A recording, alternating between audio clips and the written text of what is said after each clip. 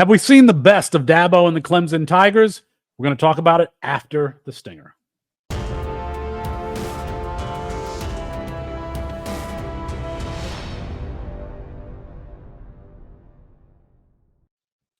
It's Felix Sharpe, Chris Moxley, and Nicholas Ian Allen for CampusToCan.com. We appreciate the support. You guys got us to 3,000 subscribers so fast. Now we're trying to get to 4,000 before the NFL draft. Go ahead and hit the like on this video, hit the subscribe so we can get there. And if you haven't already, check out the website, CampusToCan.com. We're playing in fantasy leagues, incorporating college and NFL fantasy football. I'm not going to get into all of it right now. If you want more information, you can click the link in the description box.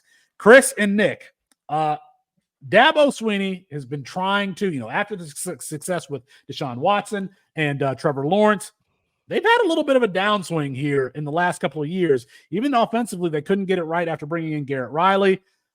Is it over, Chris Moxley, for the Clemson Tigers? I actually want to ask y'all a question first. Since 2019, who is your favorite Clemson transfer into the program? Is it A, one-time Alabama commit Paul Tyson from Arizona State, the great-grandson of Bear Bryant? 2, is it Northwestern's Hunter Johnson, who was previously at Clemson and really only came back to be a graduate assistant? Or is it 3, Furman wide receiver Blackman Huckabee in 2021, who was technically a walk-on? His bio at Clemson reads, joined Clemson football as a walk-on in 2021, made season debut on special teams versus Charleston Southern, a game that they scored 63 points in, sang the national anthem in uniform. The guy is a recording artist who sang in front of the team and went famous on TikTok. That is your number one transfer into the program in the last 5-6 years. Who's y'all's favorite? I think Blackman's mine, even though he hasn't played a single snap outside of one on special teams. So I'm trying to pull it up.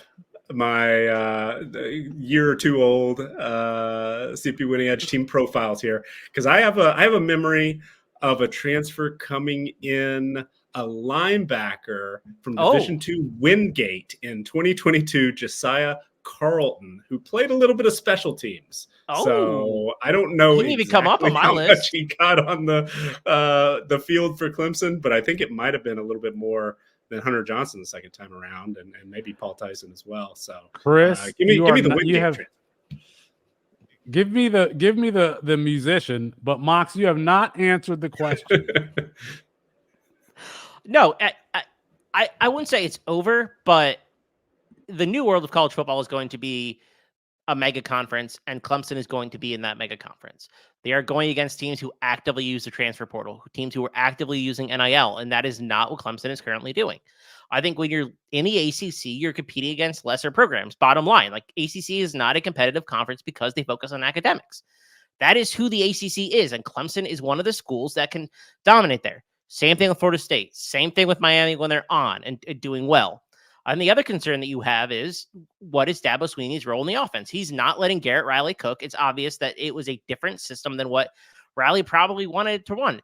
Or if it wasn't, that means they don't have a quarterback. And they haven't really brought in a quarterback that inspires confidence in the next few cycles anyway. Or they aren't in on anybody. So what is the answer long-term at Clemson? I don't know. Nick? So I did just look it up. Josiah Carlton played 2 snaps on kick coverage in 2022, according to PFF. I could be still my guy. He's sang in uniform, the national anthem. So with that in mind, I think you make a great point.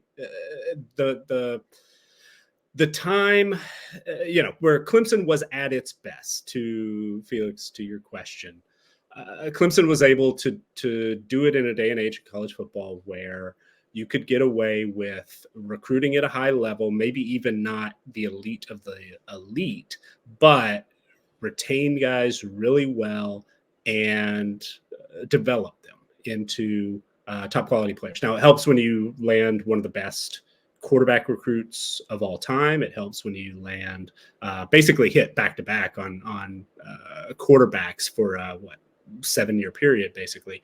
That's a big piece of it. Is Cade Klubnik that guy? Not necessarily, but he is moving into second year as a starter, has some weapons around him.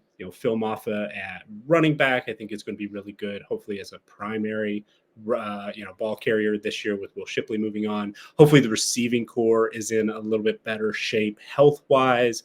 Guys like Antonio Williams back at full speed, coupling with Tyler Brown and tight end Jake Brittingstool. I think that group is going to come together to where Clemson this year specifically, I do think that they are going to be in the mix. I think we are going to see this Clemson team, maybe the team to be in the ACC. If they win the conference, they're going to be in the college football playoff. So, are the best days of Clemson football behind them?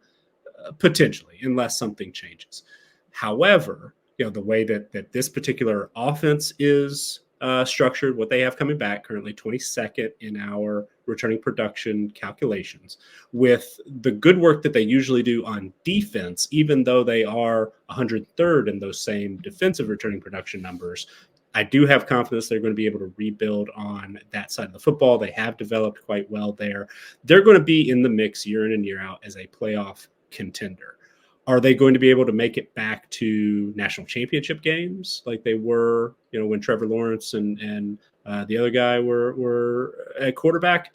Maybe not, unless they do embrace the fact that you have to be continually building your roster, replacing holes. Guys leave for the NFL, guys move on to other transfer opportunities to replenish that depth and also be able to complement with some high-end transfers like we've seen Ohio State really embrace in the most recent cycle, like we've seen Alabama do the last couple of years, and we'll have to continue to do more and more.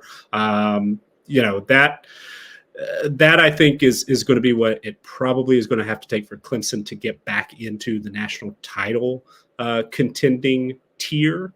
But they are going to be in the mix as a consistent playoff contender with their current, with the status quo, what they've got as far as recruiting like a top 10 program, keeping as many of those guys as you can for 3 and 4 and 5 years, and putting experienced, quality teams on the field at or near the top of the ACC in things like our roster strength numbers. They're going to be in the mix. Are they going to be able to get 3 wins in the playoff to win a national championship? I'm skeptical until they take a little bit different approach roster building. Is the party over for Clemson? You've heard from us. Let us know what you think in the comments. Go ahead and like the video, subscribe to the channel. Peace.